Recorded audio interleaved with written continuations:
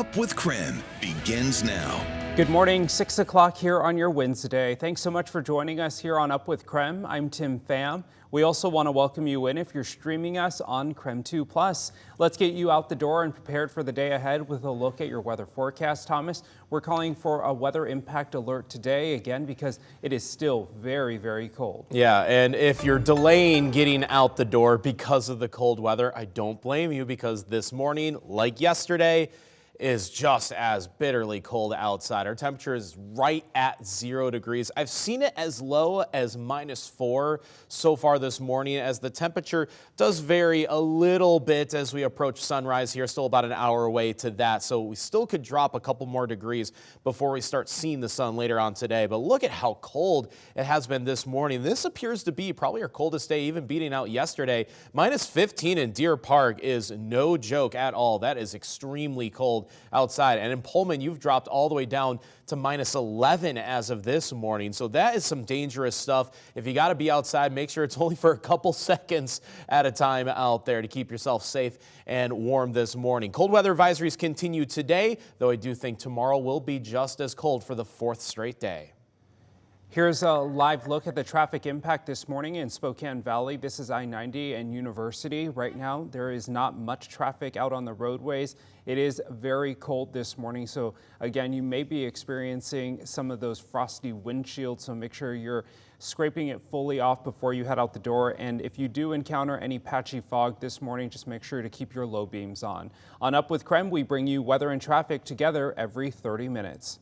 Speaking of driving, we do want to help you prepare for this extreme cold as you head out the door. Our Brandon T. Jones live in Spokane for us. Brandon, what do people need to know about preparing their vehicle for this cold weather? And you have some firsthand experience, don't you? Yeah, Tim. Well, yesterday I walked outside, headed to my car as I was leaving work, and it wouldn't start up. And I was actually heading towards my wife to give her a jump because her car battery was not getting the proper heat it needed. And so Mark Hanrahan, he came out, he gave me a jump. So these cables right here have helped me out plenty of times. But just something to remember, once temperatures drop this low, it can easily have an impact on your car batteries, on your vehicle. So I've got a couple of reminders here I want to go ahead and share with you really quick, just to keep you updated as you head out the doors this morning. First, food and water. Keep that in your car, because if you get stranded, you need to make sure you take care of yourself first. Do not leave your car to get food or drink. This can be harmful to your body. If you do have to leave your car though, always have extra warm clothes so you can bundle up. This also helps if you need to turn off your car to preserve gas or your battery. And speaking of your battery, again, let's go back to just bringing jumper cables. Keep those in your vehicles at all time, all year round, in case your car battery dies and you need a jump. AAA also recommends to always have a flashlight and a phone charger in your car. Another important note, this cold weather can cause bridges to freeze quicker than other roads. So the National Weather Service says because there is no ground immediately underneath the bridge, it causes cold air to surround it. NWS says to avoid bridges if you can, but if you have to drive on them, slow down before heading over. Changing speeds will also, while driving on ice, is dangerous and can cause you to lose control. So speaking of these cables again, I've been kind of a little on edge. I've been starting my car all morning. I'm going to go ahead and flip it back on here in a couple of minutes just to make sure it's got nice and warm energy so I can get out there on the roads later today. But for now, live here in Spokane, Brandon T. Jones, KREM 2 News.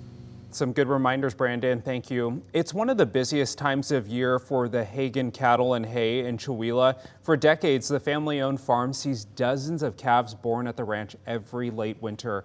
And right now, the sub-zero temperatures are causing concern for the newborn calves. The family has plenty of tools to help them out, including blankets, cameras, and a calf warmer. While the bright sunny days are not much of an issue, it's the overnight temperatures that are concerning. They come out wet, and if they don't get taken care of soon, whether it's the mom or us or both, they are in for a lot of trouble. Minutes could make a difference in these calves' lives. Once the Hagen farm gets past the calving season, farm owners say they are worried about the chance of a future drought because of how mild this winter has been. We are learning more about one of the victims of a deadly charter bus crash from over the weekend. Washington State Patrol has identified the bus driver. The crash report shows 66-year-old Michael Meacham from Spokane died at the scene. 4 people in total were killed and several more hurt after a teenage driver crashed head-on into the charter bus traveling from Seattle to Spokane. 1 passenger in the bus died at a hospital but has not been identified. The 2 teenagers in the passing car who died are not being identified because they are minors. This Friday, the Idaho Supreme Court will hear arguments over a wrongful death lawsuit against Sun Valley Resort. In 2019, Stuart Millis was skiing at Sun Valley when he collided with a snowmaking machine and died. His wife filed a wrongful death lawsuit against the resort.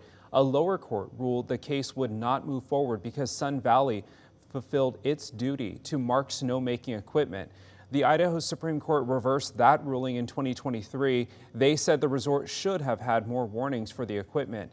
An outdoor recreation and ski liability attorney who is not representing any side of this case says the outcome could severely affect ski resorts in Idaho. Lawsuits are expensive, time-consuming, stressful. For a small ski area, a single lawsuit loss could put them out of business. Current Idaho law states resorts need to warn skiers about dangers. It also says it is up to the skier to protect themselves. The director of Idaho's Department of Lands is warning the state there would be a significant challenge if the wildfire suppression fund is not replenished. Our news partners at the Coeur d'Alene Press found out yesterday funds would decrease from $68 million to $13 million in 2026. Idaho Governor Brad Little recommends adding a total of $100 million to the budget. There is about $35.8 million currently. The director of the department says it's unclear how much will be left after the state finishes cost-sharing payments and reimbursements with federal partners. The Idaho House State of Affairs Committee has been advancing a bill that would restrict the funding of teacher unions. The bill would ban taxpayer funds from going toward teachers' unions or affiliated entities and financially penalize schools districts up to $2,500 for allowing teachers to pay union dues through automatic payroll deductions. The bill's sponsor says it's intended to cut down on what she calls under-the-table dealings between school districts and unions. This morning, temperatures are incredibly cold. We're still about an hour away to sunrise here. So these temperatures could still drop a little bit more before the sun starts to warm us up, at least a little bit through the day today. So we are at 0 right now in Spokane and Spokane Valley. -4 at Whitworth, -7 in Deer Park, but if you go south of town, Spangle is reporting -9 at the moment. A pinch better over in Coeur d'Alene, where you're on the positive side of Fahrenheit of 6 degrees currently. That is a little bit better than the last couple days. Very cold this morning. Some patchy fog is possible, but the sunshine still wins out for the day, though our high temperatures like yesterday probably only stay at around 20 to 22 degrees.